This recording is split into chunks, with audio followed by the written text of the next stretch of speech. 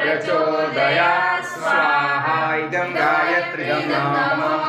ॐ भूर्भुवः स्वः तत्सवितुर्वरेण्यं भर्गो देवस्य धीमहि धियो यो नः प्रचोदयात् स्वाहा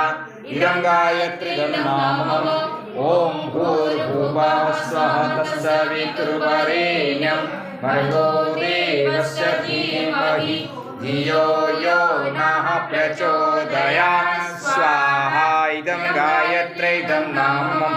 ॐ भूर्भुवः स्वः तत्सवितुर्वरेण्यं भर्गो देवस्य धीमहि धियो यो नः प्रचोदयात् स्वाहा इदं गायत्र्यं नाम